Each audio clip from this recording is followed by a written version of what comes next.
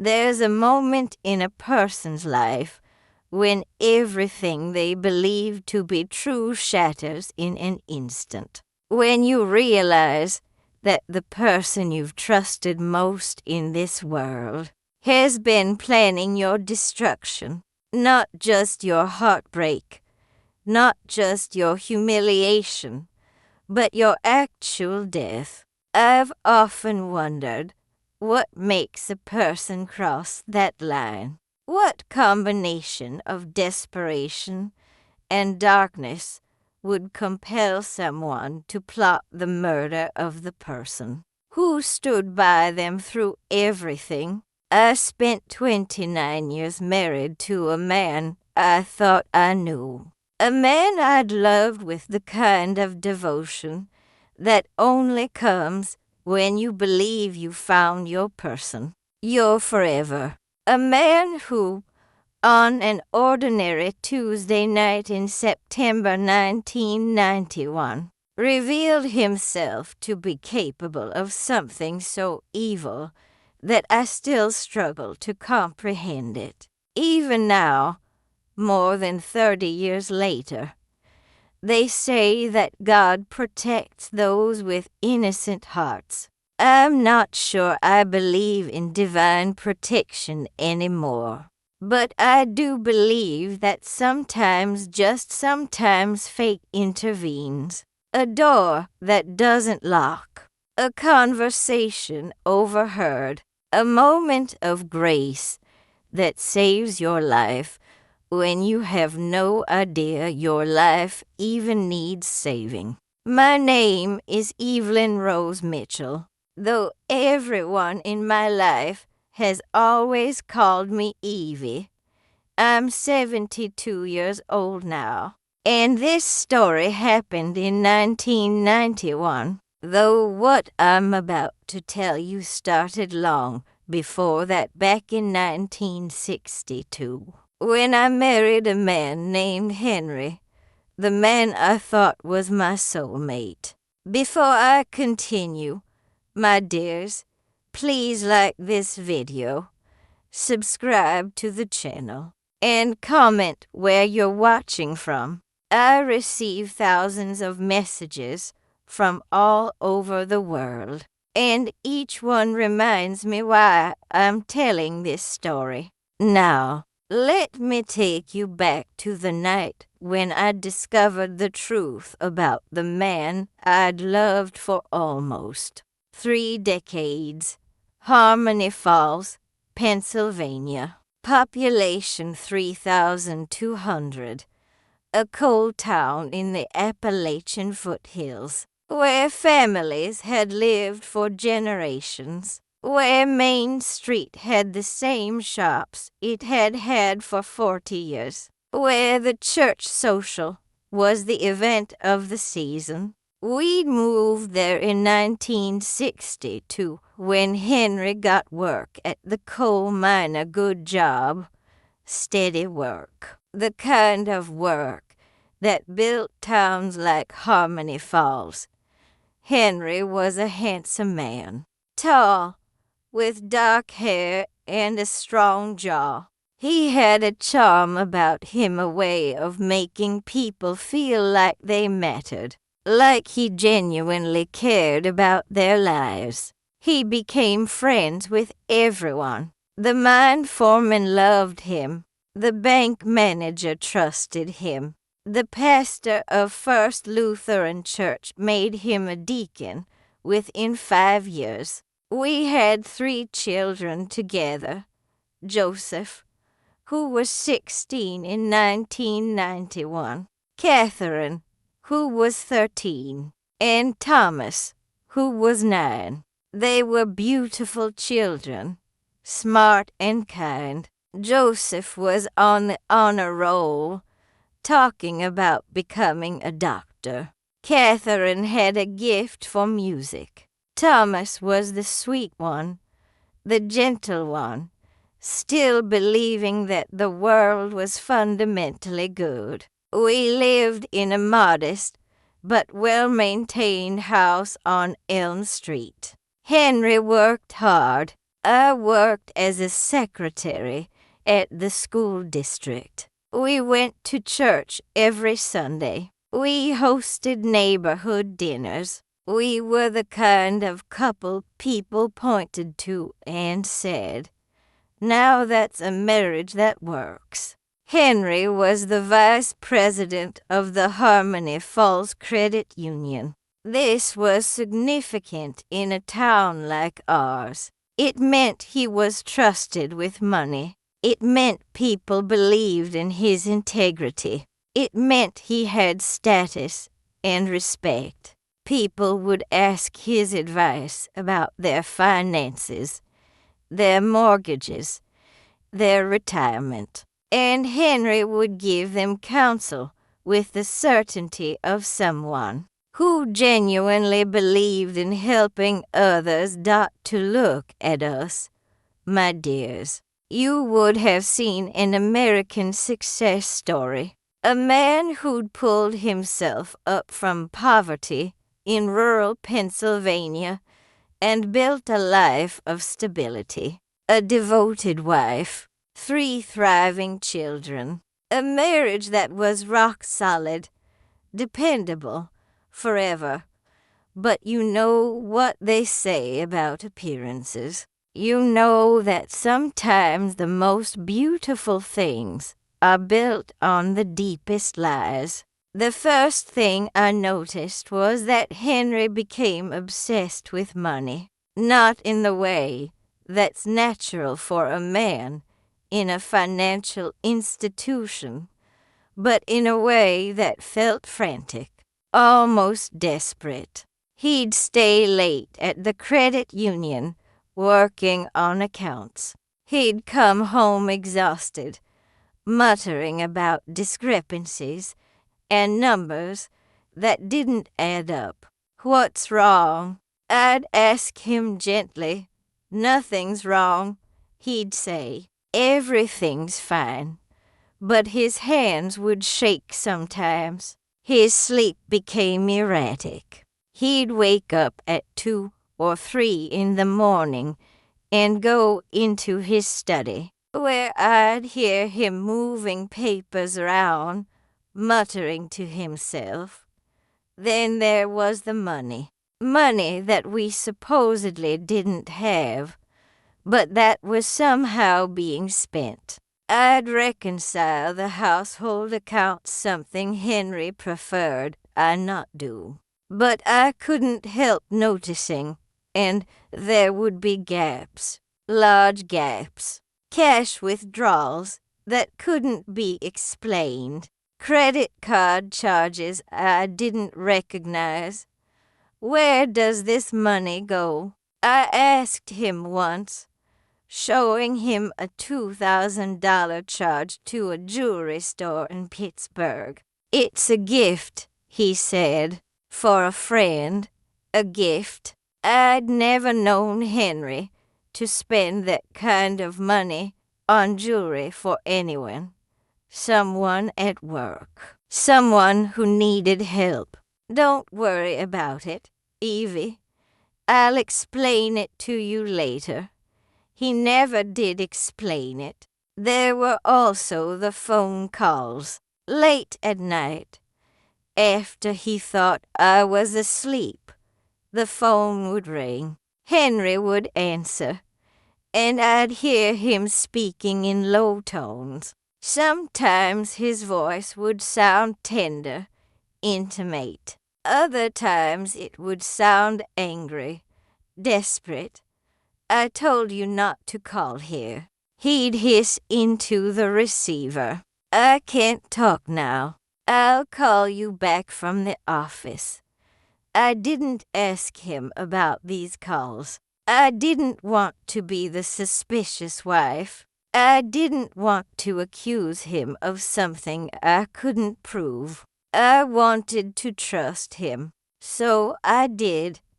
There was also the matter of Henry's relationship with the bank manager, Robert Sinclair. Robert was 15 years younger than Henry, slim and well-dressed, with fine features and a kind smile.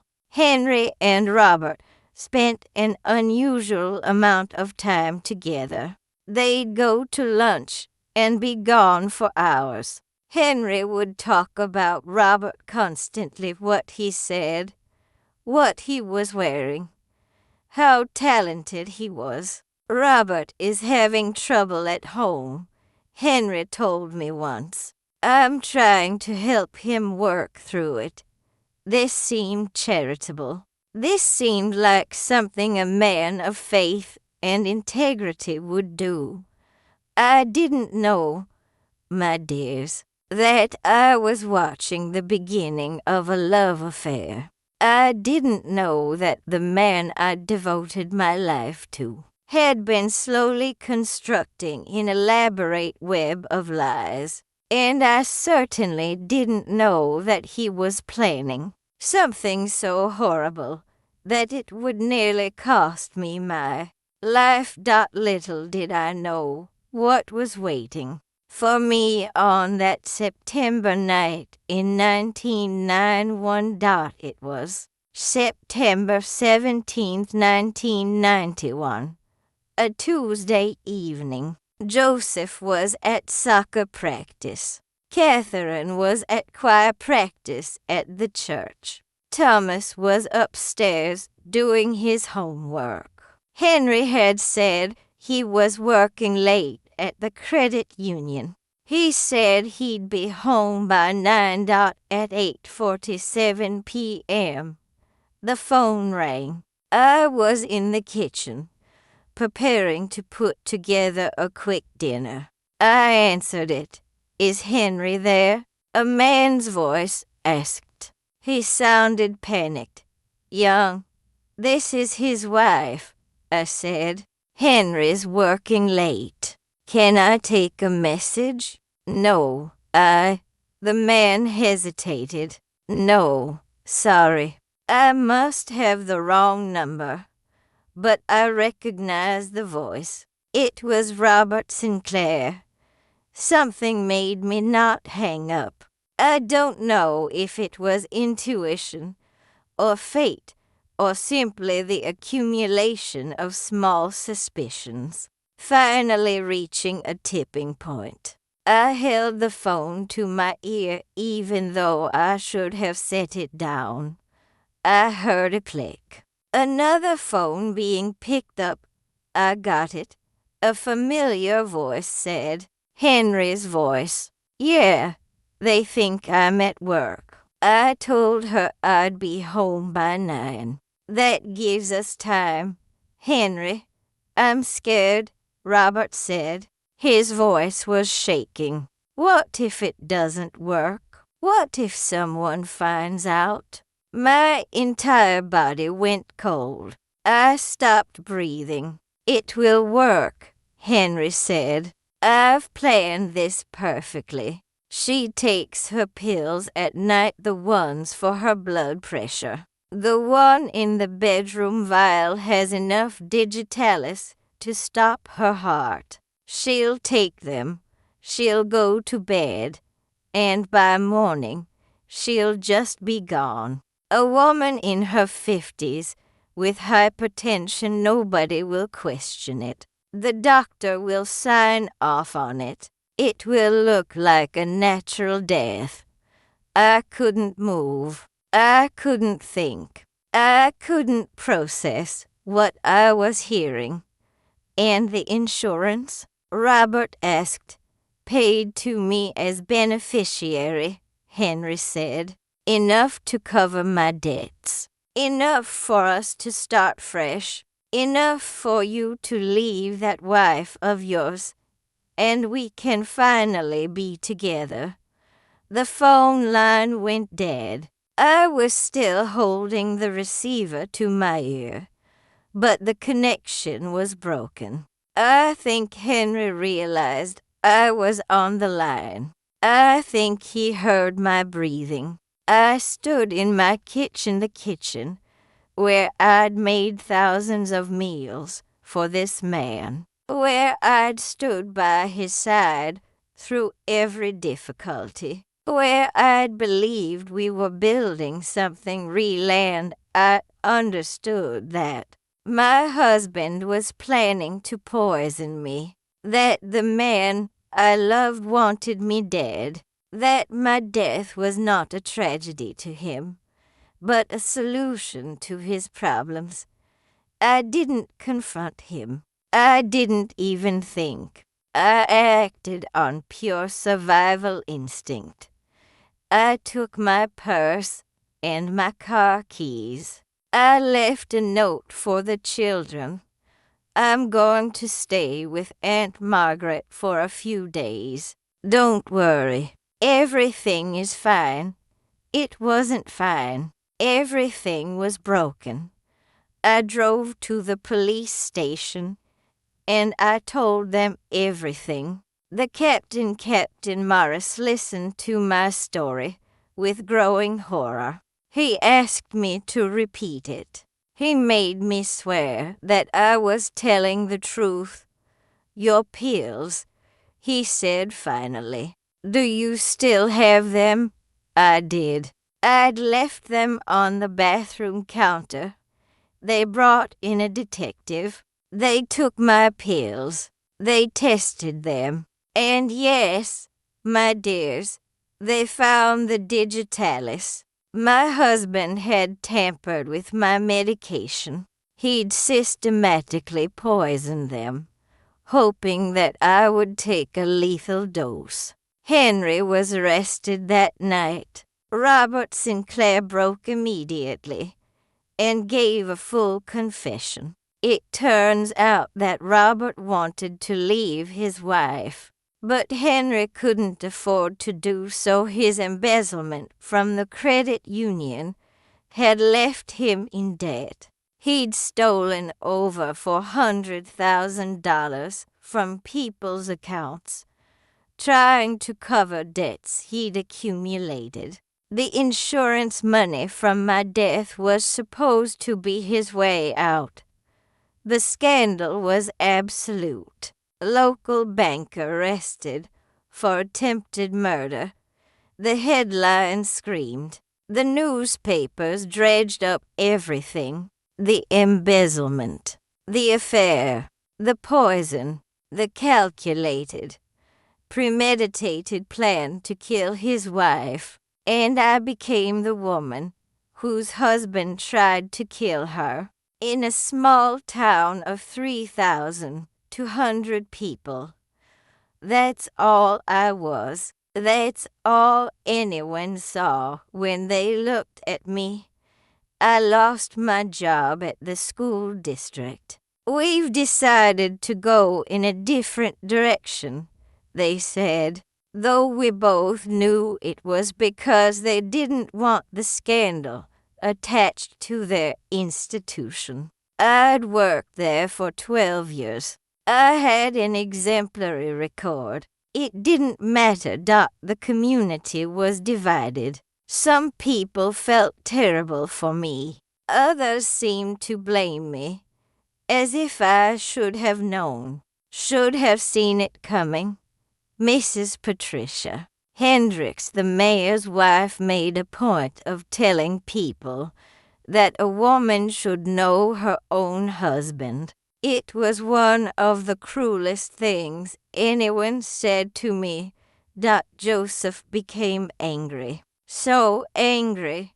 He was 16, and he'd just found out that his father was a monster. He stopped talking about becoming a doctor. He stopped caring about school. He became withdrawn, and cold. Catherine developed a stutter that she'd never had before. She'd always been confident, always been bright. Now she could barely speak without struggling. She was ashamed to be seen in public. Thomas had nightmares. He'd wake up screaming, "Where's Daddy? Is Daddy going to come kill us?" And I had no comfort to offer them because I was barely holding myself together. By October 1991, I was living in a rental apartment on the edge of town with 3 traumatized children and almost no money. The house had been seized by the authorities. Our assets were frozen. Henry's legal fees were coming out of what little we had left. I had maybe $1,800 in my checking account. I started working at a laundromat. I'd wash other people's clothes for $3 an hour. The work was mindless and lonely, but it was income. By November, I was working 70 hours a week and still barely scraping by. I also started cleaning houses, $10 per house, and I could do 3 houses a day if I rushed. My hands became raw from the chemicals and hot water. My back ached constantly from bending and lifting. My knees hurt so badly that I'd have to sit down sometimes and just breathe through the pain. But I earned $30 a day. I earned $200 a week. It was survival. I baked 2 apple pies, lemon bars, sugar cookies, brownies, anything I could make cheaply that might sell. I'd take them to the grocery store, and the manager, a man named George who'd known my family for years, let me sell them from a small table near the checkout. Pies for $5, cookies for 50 cents. I wasn't getting rich, but I was getting by. I also tutored. I'd worked in education for years, and I still had those skills. I advertised in the local paper, English and math tutoring, reasonable rates. By December, I had 5 students, $12 an hour. It wasn't much, but it helped Dot by early 1992. I was making roughly $1,800 a month from all my combined work. That was enough for the rent, the utilities, food, and the children's clothing. It was enough to survive, but just barely. There was no money for emergencies. There was no money for anything extra. Everything I made went to keeping us alive. The trial was in 1992. Henry was convicted on multiple counts: embezzlement, attempted murder, fraud. He was sentenced to 30 years in prison. 30 years. He was 55 years old. He would be 85 if he ever got out. Joseph found a way through his anger. He threw himself into his studies with a ferocity that was almost frightening. He finished his junior year with near-perfect grades. He decided he would become a doctor not just to honor his original dream, but to prove something to himself and to the world, to prove that his father's evil didn't define him. Catherine slowly recovered from her stutter.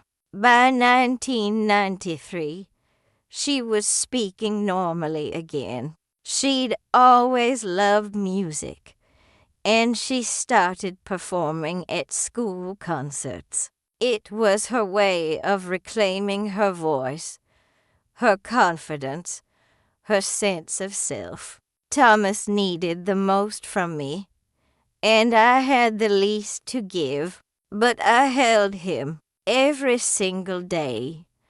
I held him, and I told him that he was safe, that I would never let anything happen to him, that his father's choices were not his fault. By 1993, 2 years after the poisoning attempt. I was beginning to expand beyond just surviving.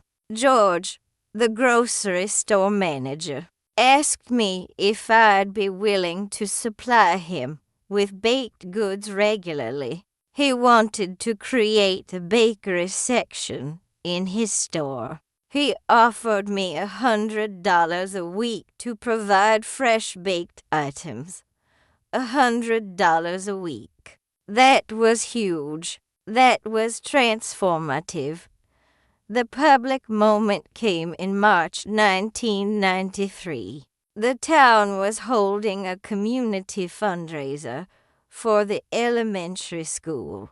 They were auctioning off donated items and meals to raise money for library books. I donated 3 pies, not really expecting anyone to buy them. I was still, in many people's minds, that woman whose husband tried to kill her. I was still tainted, but a woman stood up during the auction. Her name was Ruth Elizabeth Patterson. She was 84 years old, one of the oldest residents of Harmony Falls. She'd lived in the town her entire life. She was the grandmother of everyone, essentially. A woman with white hair and a cane, and enormous dignity. "I want to say something," Mrs. Patterson said, and the room went quiet. "I've lived in this town for 84 years. I've seen people come and go. I've seen scandals and triumphs. And I've been watching a young woman well, not so young anymore, but younger than me. There was gentle laughter. I've been watching this young woman survive something that would destroy most people. She was looking at me.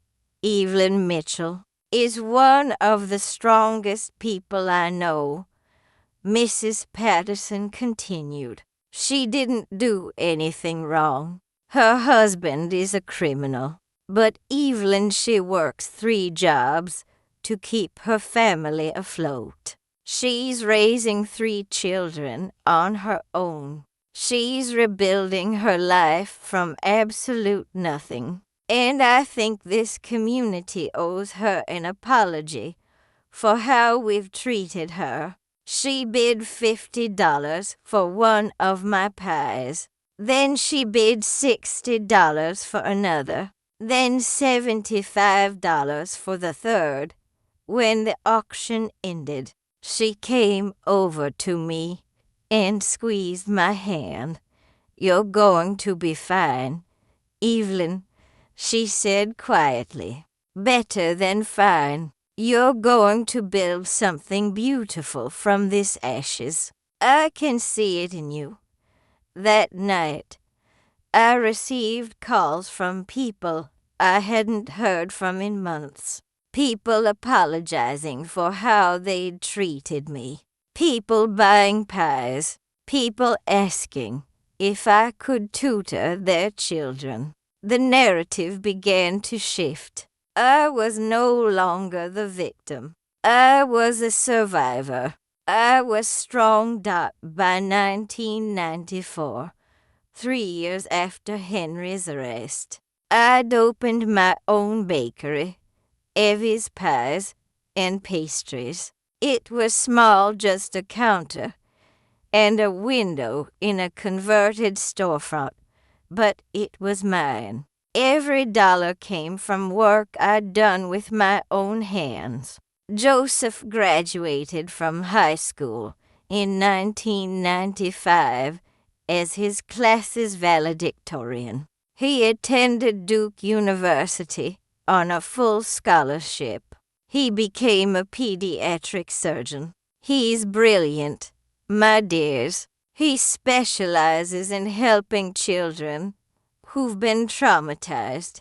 Catherine graduated in 1996 and attended the University of Pittsburgh. She became a music therapist. She works with children who've experienced trauma, using music to help them heal. She's found her voice in every sense of the phrase.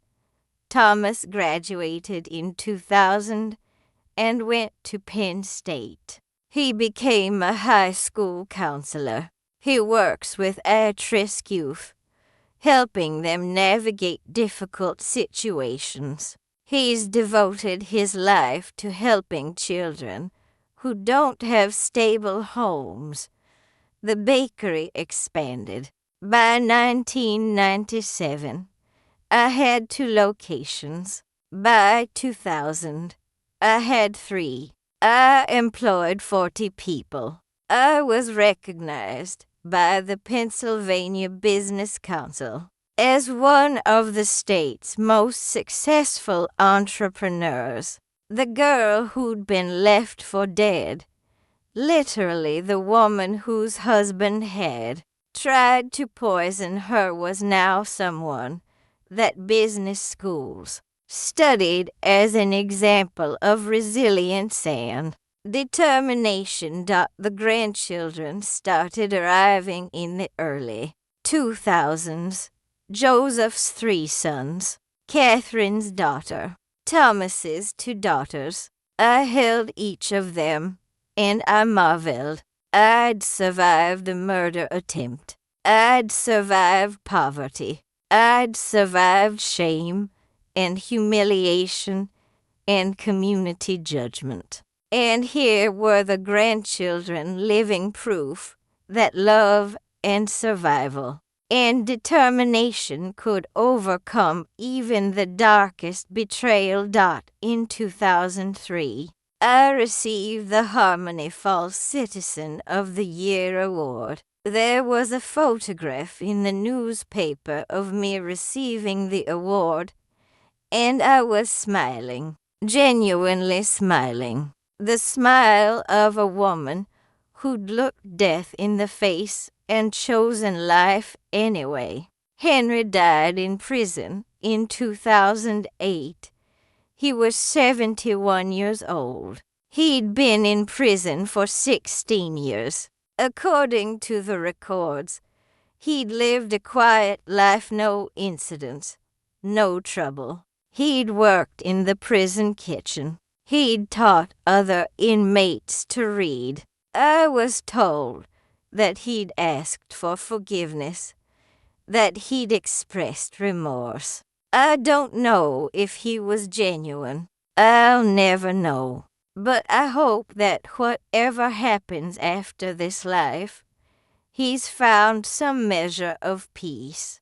Because I certainly have, looking back now, at 72 years old. I understand that the night I overheard that phone conversation was the night my real life began. Everything before that was preparation. Everything after that was living. You know, my dears, I spent 29 years building a life with a man who was secretly building my tomb. I didn't see it. I didn't want to see it. Love blinds us sometimes. Trust blinds us. The desire to believe that the person we love is fundamentally good blinds us to evidence that he might not be. But when the truth came, when I was forced to see exactly what he was, I had a choice. I could have given up.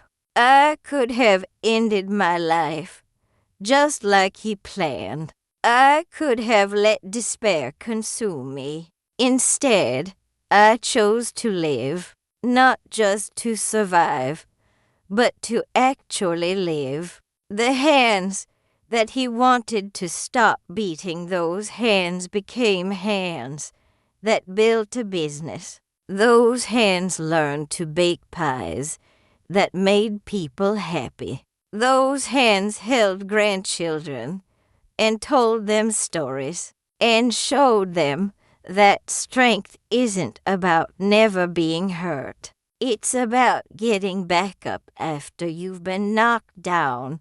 That I want you to know something, my dears. If someone is telling you that you're crazy for noticing things that don't add up, believe your instincts. If someone is controlling you with money, get out. If someone is making you feel small and afraid in your own home, leave.